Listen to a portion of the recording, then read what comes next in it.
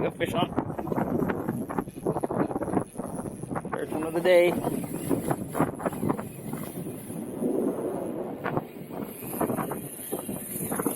Whoa! Good one.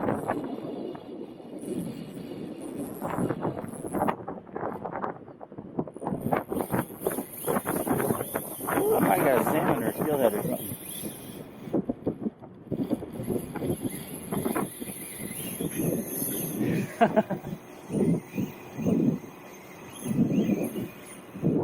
Gotta be a Chinook or something. Look at that thing go. There, he's off. It's funny, I troll all day for springers on the Willamette. I can't catch one. I come out here and drifting for shad. Like 3 casts in, I hook a salmon. That's funny. He bent that out. Definitely a king. Gotta figure out this drift. There's 6,000 to 9,000 fish coming over the dam right now per day, the last couple days. Usually means there's a fair number stacked up below here, especially with high water. So the irony of me of catching a Chinook, which there's been like 1,900 a day, and yet I can't get the fish that's 6 to 10 times more abundant. It's kind of funny. Hopefully we'll get a big batch of them will come through here, or maybe I'll switch out and try something, a bigger jig, maybe more robust, different color. Come on, shaddies.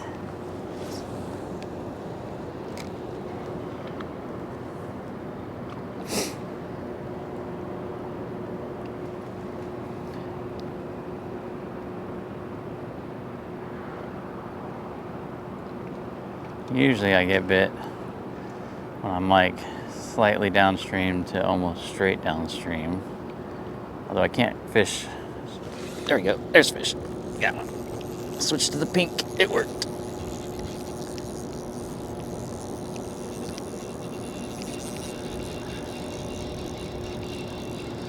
That one was about 3/4 out.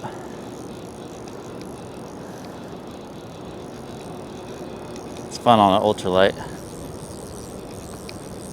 Man, they fight hard. So big and pink. There we go.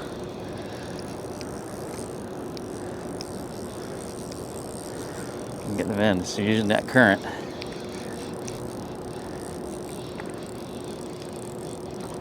Nice fish.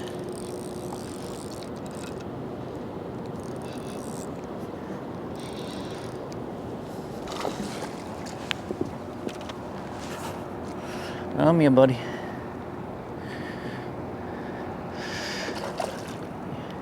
You're sturgeon bait. Man, they fight so hard. Oh, yeah, I gotcha. Nice. First shad of the day. Sweet. Big. On the pink. Cool. There you go. Nice shad on a big pink shad dart. That's awesome. They are slime buckets, though. Woo! They slimy. That out. That's cool. Now that I've got the first shad on the bank, let's go over the rig. I'm using a 7'6" Salilo light rod, which I love from Akuma. And I got a tri-swivel here with a little 3/8 ounce weight, and it's all twisted up right now, so I'll get that fixed, so I don't have any more problems with that. Okay, now that I got that fixed, tri-swivel. I have a 8-pound braid mainline, 8-pound fluorocarbon, which always breaks before the braid does, down to just a old pink shad dart. I bought like a giant bag of used ones from some guy on Craigslist. Like, must have been 1,000 in there for just like $10. And they're all missing some paint and stuff. And I'm like, I don't really care. The shad don't care. I mean, you can just run brass hooks and catch them on that. Just do about a 2 to 3 feet leader, and then that's it. Tie in your shad dart. You can also use like a brass hook with some little, there's a little bite, with some red or green beads in front of it, or you can just use a plain brass hook. I wouldn't drift small spoons and stuff here because you just lose more gear here. So shad darts are probably better, but you can use panfish jigs with little curly tail grubs on there too. That's another favorite of mine. I don't think there's any one magic technique because it's all dependent upon flows and how much weight you have and how tight the fish are running to the bank. It's just all about figuring out sort of where to cast, what the countdown is so that you don't end up snagged, but you end up in that slot where the fish are. This morning I've been kind of casting just slightly upstream and doing a 4 to 6 count and then just starting a slow retrieve. And usually, like I said, it's once it gets straight out from you to like almost straight down from you depending on your location is when you'll get hit. Plus it's nice to come up here early because there's 4 guys here on the entire shoreline. So ooh, I just missed one. Dang it. Slap and a miss. For those unfamiliar with this, all these firecrackers you're hearing is they're deterrents to try and pressure the sea lions so that they don't eat all the migratory Chinook and spawning sturgeon up here.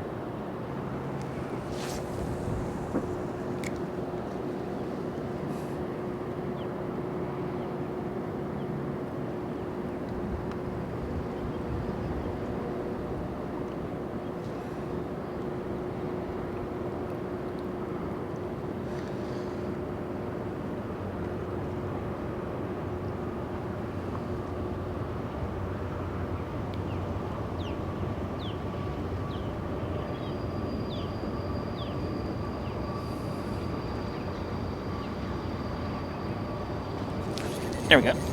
Got one.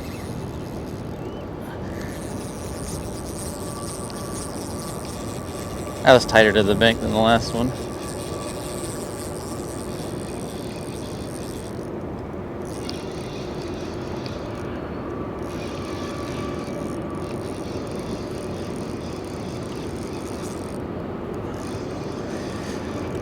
Nice to get a couple in the bag. Go do some sturgeon fishing on the Willamette.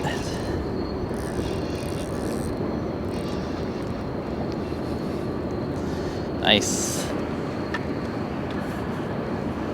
Smaller one, but that's okay.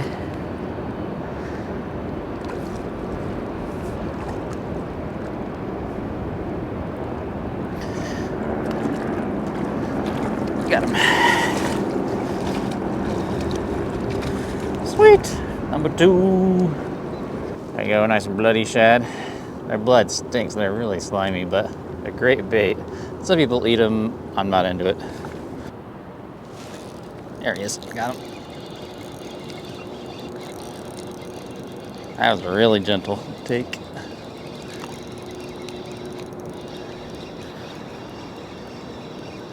Way out there, they're out far today, which surprises me given the current. This feels like a bigger one.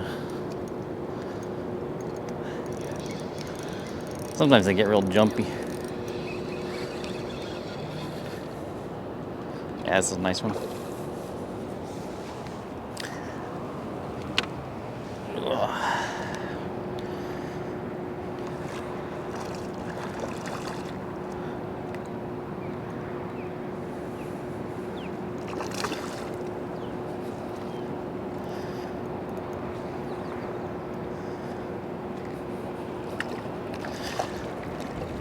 There we go.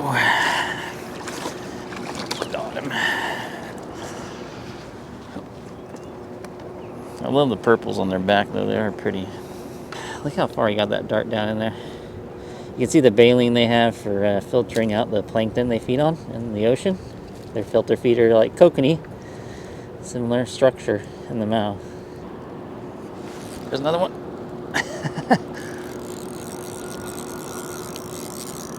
See, it didn't matter having a pin on there or not.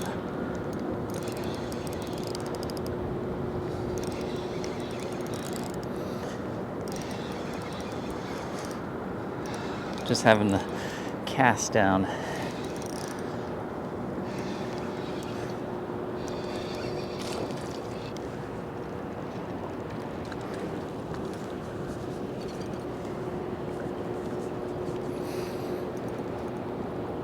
Now, shad aren't native to the Columbia. They were introduced, but now they are like numerically one of the most dominant fish in the Columbia River system.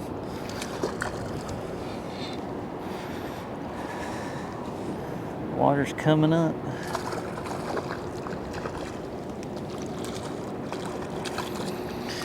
Come here, bud.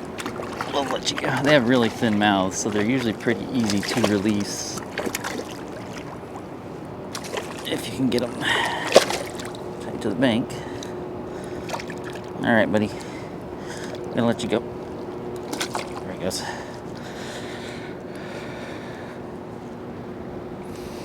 I gotta move my gear up. The water's coming up and hurry. It can get kind of frustrating because you can get like everything figured out, and then they shift the water level and you can't rely on what you were just doing because the fish will move the lane that they're traveling in. Oh, I just got bit. I missed it.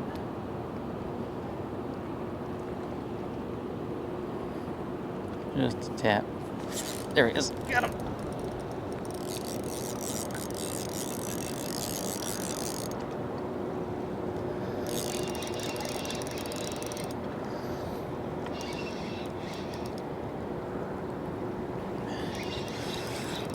This is a big one. He's fighting heavy.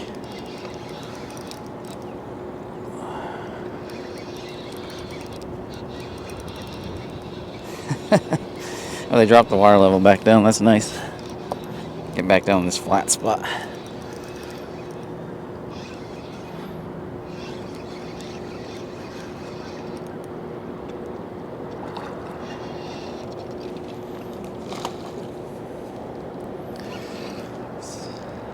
A lot of people use these for crab bait. They work really good for crab bait. Really oily fish. Like I said, some people smoke them, some people can them. I've tried it both ways and just not much of a fan.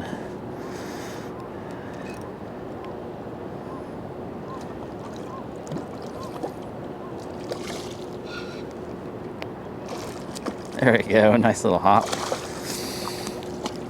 Cool.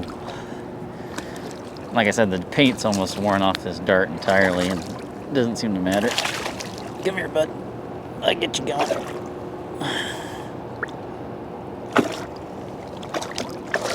Come here.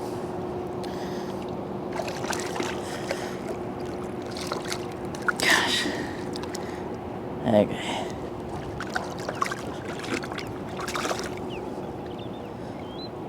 Barely got you.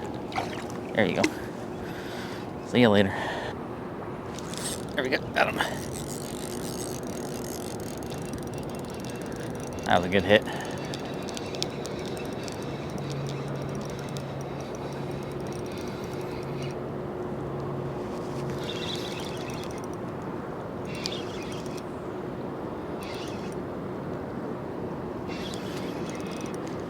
Oh. Strong fighters. This is so much fun. There we go.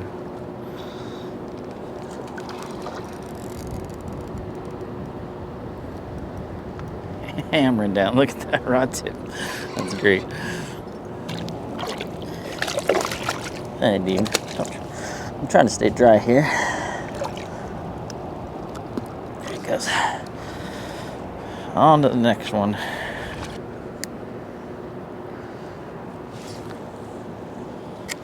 This was just the fishery I needed. I've been struggling a little bit with salmon this spring, and even the local kokanee lakes like Detroit and Merwin have been really pretty tough. So this is kind of fun. There he is, got him.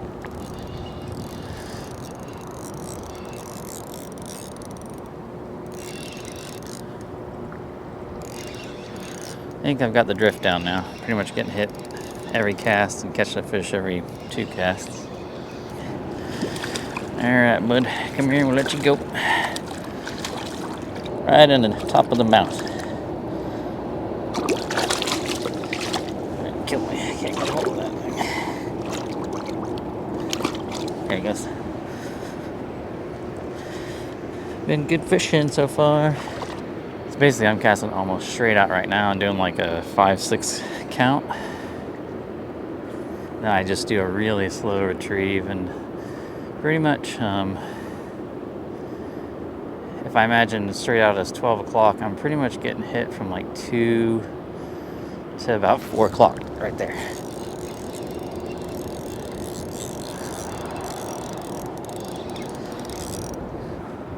This guy's bleeding out, so I'm gonna harvest him. It's a deep hook.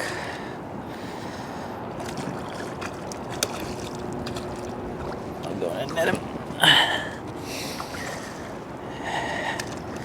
No point in letting them go if they're just gonna go belly up. There he is. Got him.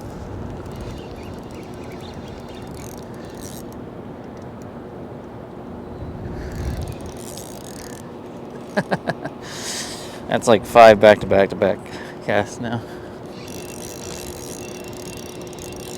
You're just hung up on me.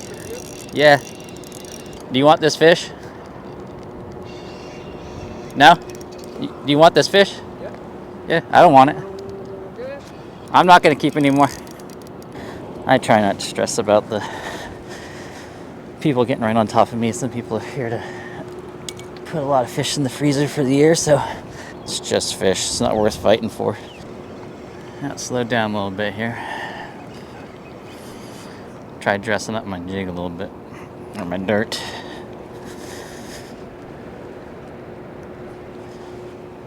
I've got some little curly toe grubs.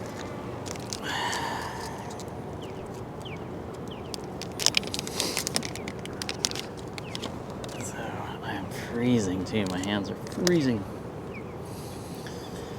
So what I'm gonna do, instead of running this all the way up there, I'll just run it partially.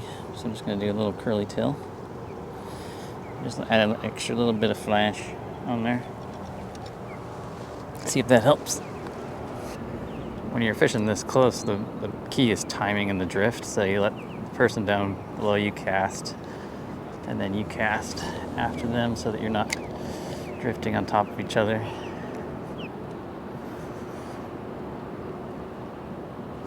There it is, first cast with the grub. Nice.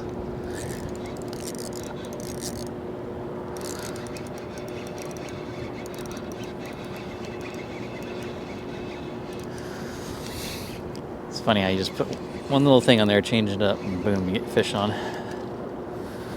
I'll go and net this one from my buddy next door.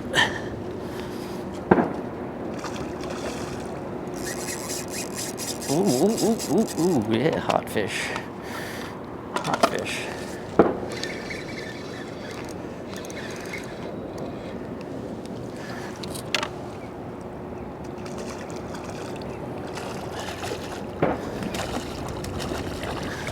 There we go. Alright, I think I'm gonna make that one my last one of the day. Get this one over to my buddy next door here. Anyways, I'll put links to everything down below. If you have any questions, just let me know in the comment section. And I'll see you next time. Just remember, fish smarter, not harder. Bye, guys.